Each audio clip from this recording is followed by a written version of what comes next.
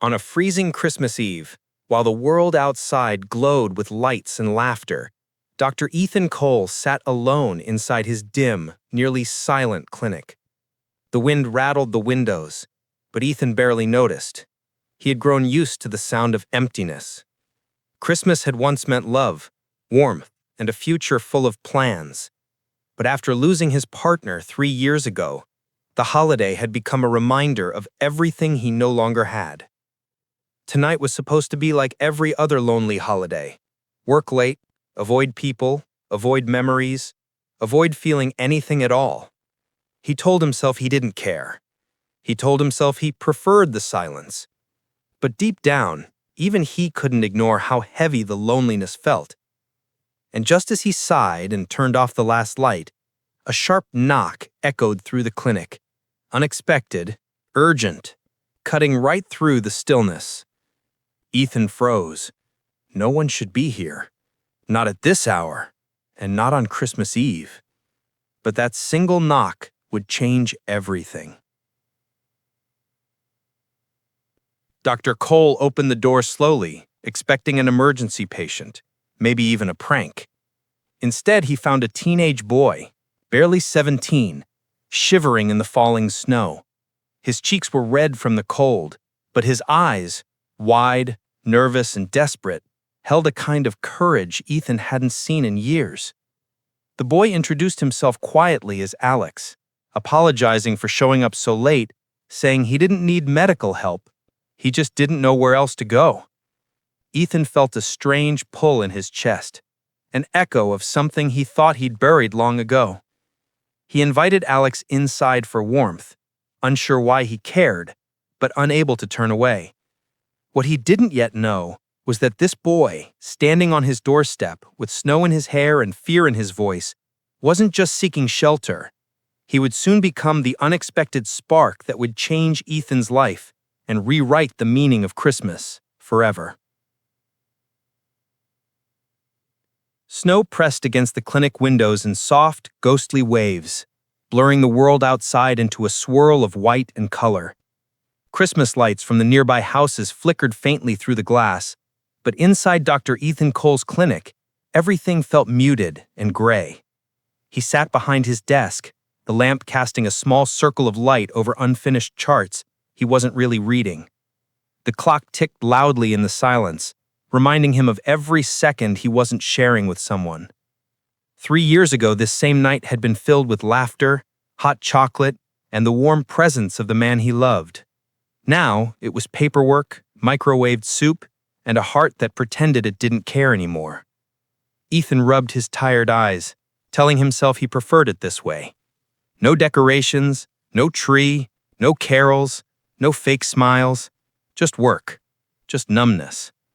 He shut the last file, pushed back his chair, and reached for the light switch. Another year done, he muttered to himself, trying not to think about the empty apartment waiting for him.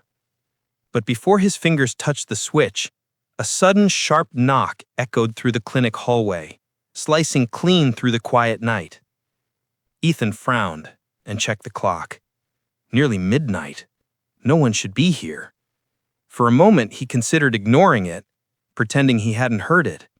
But the knock came again, 3 quick taps, like someone desperate not to be left outside. With a sigh, he walked down the hallway, his footsteps soft against the worn floor. "We're closed," he called out, more out of habit than firmness.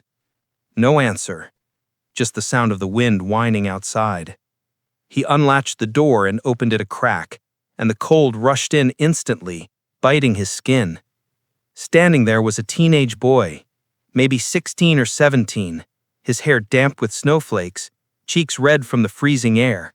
He clutched the strap of a worn backpack with trembling fingers. "I'm sorry, sir," he said, voice shaky but trying to be brave. "I know it's late, but I didn't know where else to go." Ethan's doctor instincts kicked in. "Are you hurt? Sick?" he asked, eyes scanning for injuries. The boy shook his head. "Not like that. I just need somewhere warm for a bit. Please." For reasons he couldn't explain, Ethan stepped aside and opened the door wider. The warmth of the clinic wrapped around the boy as he stepped inside, stomping snow from his shoes. Ethan gestured toward the waiting area. "Sit there," he said gently. "I'll get you something hot to drink." In the small staff kitchen, he heated water, watching the kettle as if it held answers. Who shows up at a closed clinic on Christmas Eve just to get warm? He returned with a steaming mug of hot chocolate, the same brand he used to share with his partner every December. The boy cupped it with both hands like it was a treasure. "What's your name?" Ethan asked, sitting across from him. "Alex," he replied quietly. "Alex Rivera." Ethan nodded. "I'm Dr. Cole. You said you didn't know where else to go. What happened?"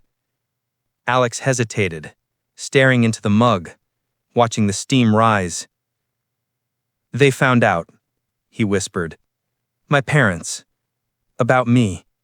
That I'm gay." The word trembled in the air between them. "They said I was a shame. They told me to leave if I wasn't going to change." He swallowed hard. "So I did."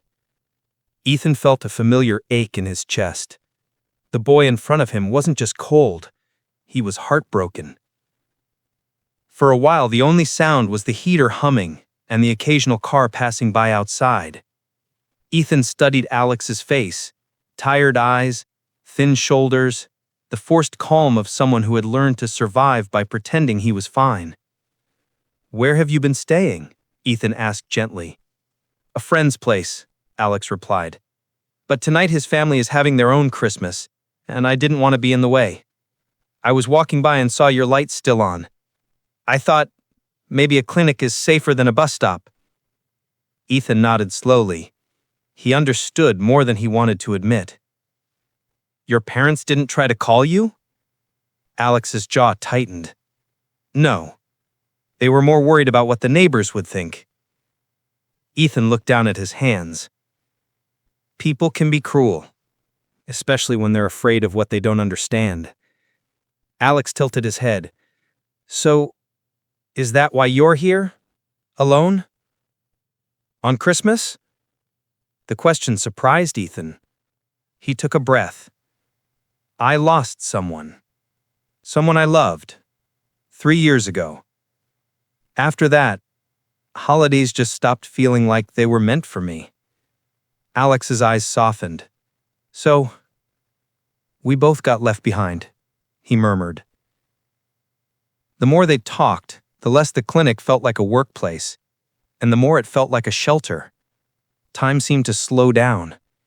Ethan found himself telling Alex things he hadn't said out loud in years, about the way his partner used to decorate the apartment with ridiculous amounts of tinsel, and how they would host orphan Christmas for friends whose families didn't accept them. "We always said family is the people who stay, no matter what," Ethan said quietly. Alex listened closely, his eyes glistening. "He sounds like he was a good man," Alex said. Ethan smiled sadly. "He was. Losing him made me close every door I could, literally and figuratively." Alex shifted forward in his chair. "I get it," he replied. "When my parents yelled at me, I felt like I'd never trust anyone again, like the safest thing is to feel nothing." He looked Ethan in the eyes. "But feelings don't really go away, do they? They just sit there, waiting." Ethan exhaled, almost a laugh. "You're too young to be this wise," he said. Alex shrugged. "You grow up fast when home stops being home."